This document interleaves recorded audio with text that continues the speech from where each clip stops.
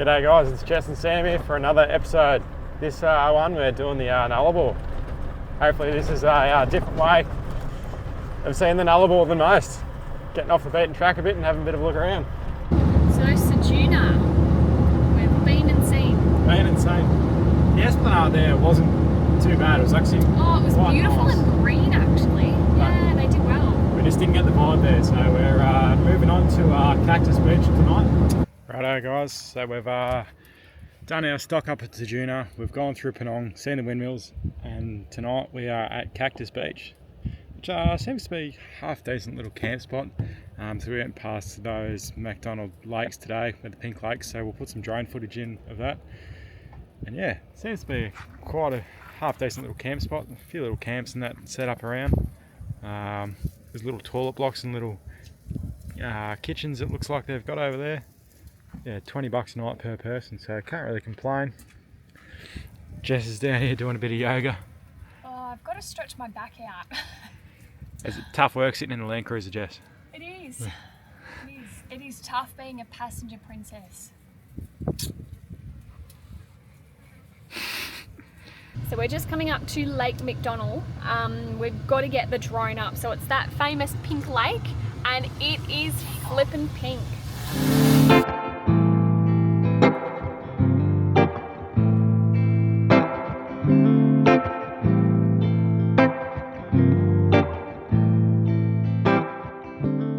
Our first stops along the Nullarbor was the beautiful community of Penong. So it's a small farming community with a regular population of about 75, but we stopped off to have a look at the unique collection of windmills here. So you've all heard of the big banana and the big spoon and the big koala and the big prawn, but I did not know that the big wombat existed. It's that big that we just drove straight past it. Frickin' hell, it's not that big. Fuck, I've seen bigger wombats in the bush. Does it look like a wombat? Yeah? I would have said like more like a, what do they call them? Not a hamster, but a... Like a bilby? Nah. Or like a quokka? No. Like the pets that kids usually have. Guinea pig. It's like a guinea pig. What do you reckon? Righto kids, here we are, the big wombat. We're just pulling in to have a bit of a look. Gee, wow, Dad. Oh geez, wow. There we go. Isn't that a puma? Isn't that a big wombat? Geez, I've actually seen bigger wombats in the bush. Nah, just joking you, there's one in town. Go in, have a bit of a look. Pull off the Nullarbor, have a bit of a look. Something different. Stretch the legs. So we've just left the Nundaroo Roadhouse, probably filled up with 25 litres of fuel or so. But the fuel here is $1.88. Nullarbor Roadhouse is $2.78. So fill up here, miss the Nullarbor, and then fill up on the other side. So a little tip to save money when you're travelling across the Nullarbor.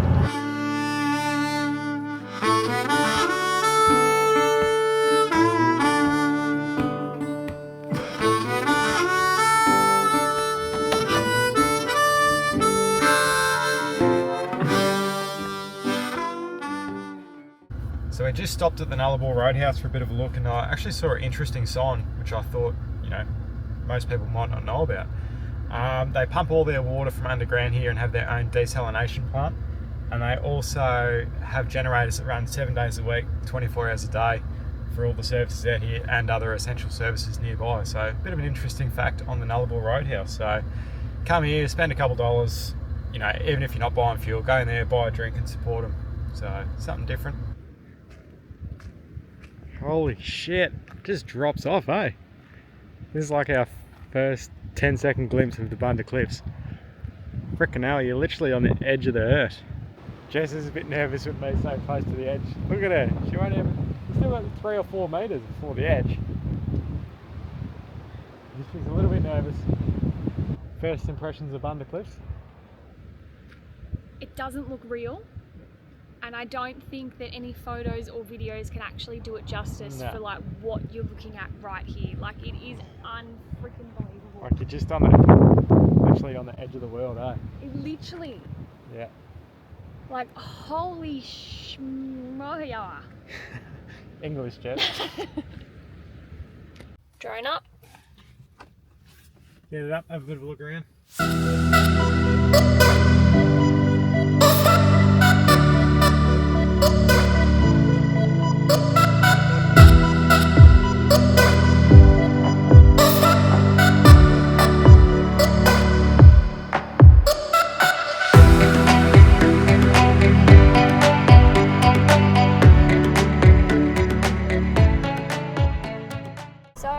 We're taking a slightly different track today. We are on the Nullarbor. We're cave hunting today though. So we parked up on the bike last night. We camped on the cliffs. We've come out to Koonalda Road as if you're heading to the station. There's a couple of caves out here to check out. So at the moment we are bush bashing. No one else out here, especially no one towing a caravan. But yeah, we're going to try and see some of these caves. So we are literally in the middle of nowhere, driving along the Nullarbor, and we have just come across this. Holy moly. Ah! Bloody hell. Oh, I don't know whether you can see down there, but it is so deep. Hello? Any chance of grabbing some fuel? I think they're shut. Bugger. I think it's out of service. Oh well, I'll have to fill up at the next town. I'm actually pretty surprised. We kind of stumbled across this. What station is it called? Koonalda Station. Koonalda. So this was what, 10k off the Nullarbor? Off the main drag? Yeah, thereabouts. And there is a cave here too, which is another 7 caves beyond the homestead. So we'll probably check that out whilst we're here too, I'd say. So it turns out the Gurney family leased the station in 1938 to 1988. And it was only feasible because they were pumping water from the caves to above ground storage tanks. So there's still pumping equipment there today. So we're going to go out to the caves and have a bit of a look. And yeah, it just shows that they were pumping water from the caves to keep the livestock and things alive. And the station was South Australia's most western pastoral property for 50 years. In 1989, it became part of the Nullarbor National Park. This is so flippin' cool. And we fluked this. We've just stumbled upon it. Koonalda Station? Koonalda, I think is how you say it, yeah.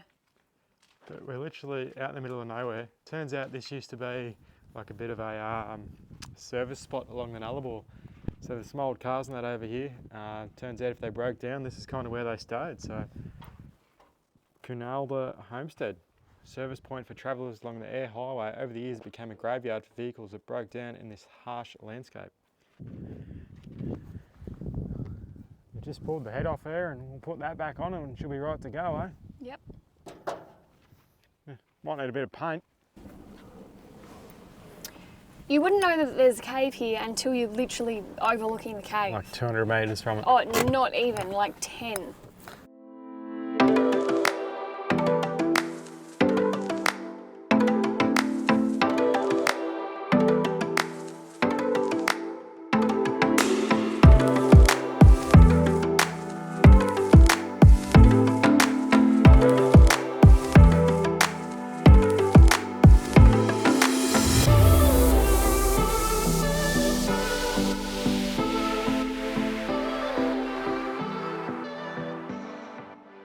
So we have just turned onto the Old Eyre Highway,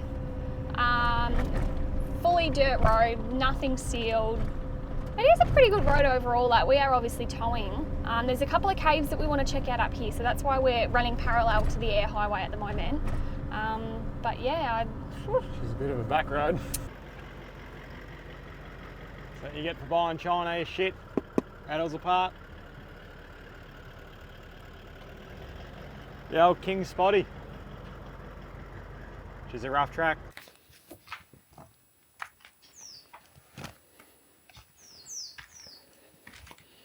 Well, Jess, this will be like an episode of the Nullarbor that most people wouldn't have seen. Just off the old Eyre Highway. What was this? Yes, this is called Hand Printed Cave, and I was not expecting this. No. This is honestly next level. Like, I'm speechless. Well,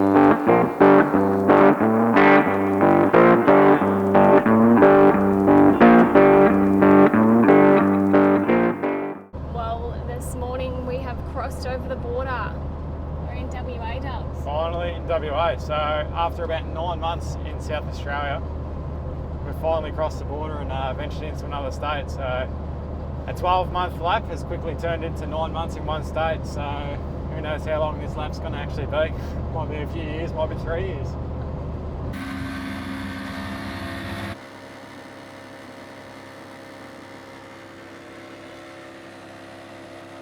This sucks. Ready? Toyota jump? Yeah. Ready? Ready? Yep. Are you filming? Yeah. Or Jetstar!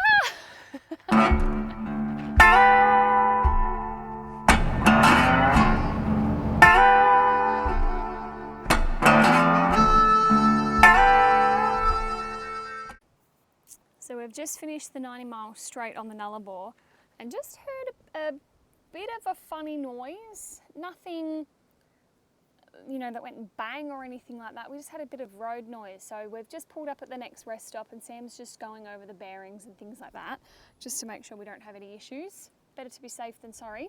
So update on the noise is, haven't found exactly where it's coming from, but Sam's just taken the wheel off and it doesn't look like anything's out of the ordinary, which is a good start. So we're just chucking a little bit of grease back in it, do a couple of Ks, see how it feels. This is not how you would normally do it, we do know that, but bush mechanics call for bush mechanics. So we'll see how we go and yeah, probably get them repacked when we're at the next major town. We are having the worst luck with punches. We've had 2 punches in 2 weeks and I haven't had one in 9 bloody years.